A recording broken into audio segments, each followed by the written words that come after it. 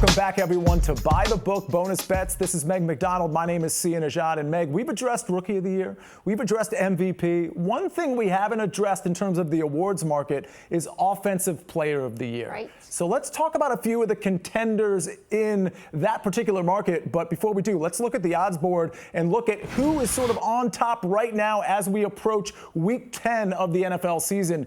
No surprise, right? Derrick Henry at minus 145, Saquon Barkley plus 200, Justin Jefferson plus 500, and then a pretty huge drop-off. We see some quarterbacks here, but that's usually reserved for the MVP market as opposed to Offensive Player of the Year. Jaden Daniels is on there. I want to point that out. But, Meg, let's start with the leader of the pack here, Derrick Henry at minus 145. I don't know if you're comfortable making this bet because the odds are just kind of extreme at the minus 145, but certainly deserving at the top of this board right now. Yeah, I'd say so. And while it does look, according to the odds board, a three-man race, it's really a two-man race. Yeah. It could be a one-man race, Could be. frankly, through 9 weeks in the NFL season. But Derrick Henry, you look at these stats. My goodness. Like, he has over 1,000 yards, 11 touchdowns, even averaging 6.3 yards per carry. I just think what he's doing, he's like turned back the clock. And you keep thinking he's getting older. But guess what?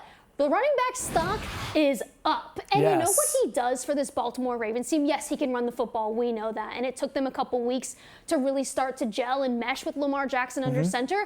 But what he does for the wide receivers opens up the entire field. You know who loves Derrick Henry? Mark Andrews. Yeah. And Isaiah Likely and Rashad Bateman and Zay Flowers. And I can go on and on and on because Lamar this Jackson, too. And Lamar Jackson. Yeah. Everyone loves him because he really opens up the entire field for the offense. So am I surprised that you have to lay, what, $1.45 for Derrick Henry? No, I'm not. Quite frankly, I've had the conversation with you about putting him in an MVP market as well, because I think he's playing that good. But also, we did talk about this the other day, Sia.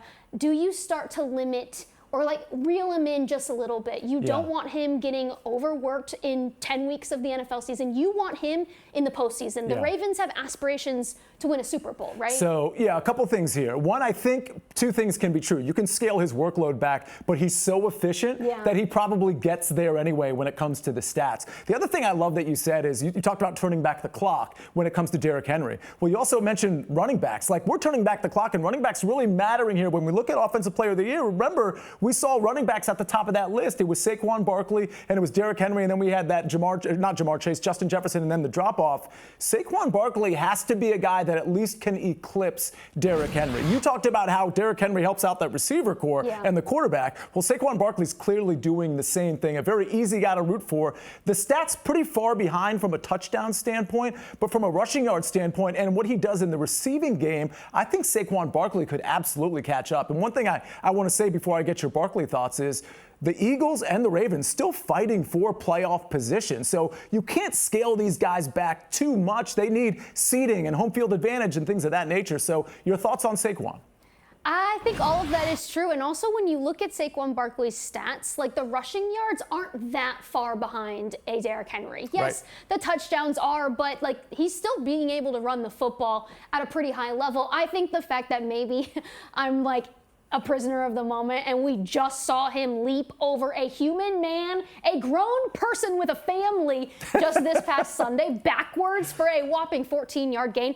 To me, that's like worth this award. The most athletic, elite play I've ever seen in my life in the National Football League. The other thing, too, is that Jalen Hurts steals outright thievery, steals so many touchdowns from Saquon Barkley. There were two games ago where they were on the 1 or 2 yard line and we just had the tush push. So we could have the stats almost mirror Derrick Henry stats if he just gets a couple more of those tush push oriented plays. All right, we can't leave the conversation without bringing up a receiver. Okay. Justin Jefferson is that dude, but the Vikings falling off a little bit. Yeah. Do you think that plus 500 number is even worth a look, or is this truly a two-man race? I think it's a two-man race. Yeah. I think that he's priced appropriately because he's having a great season. He's probably one of the best wide receivers in the National Football League right now. You can look at the stats.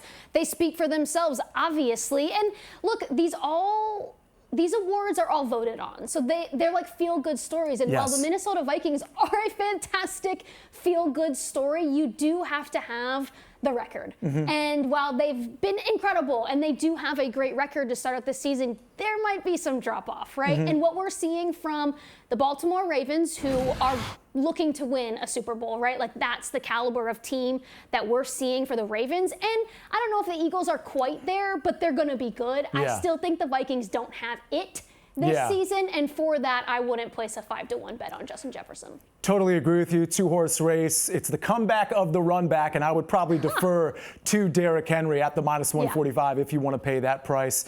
Steamrolling, and shout out to Saquon Barkley as well. Shout out to Buy the Book, which you can catch every single day at Monday through Friday, I should say. I keep making that mistake. We don't work the weekends, although we would, right, Meg? Well, we do. We watch football.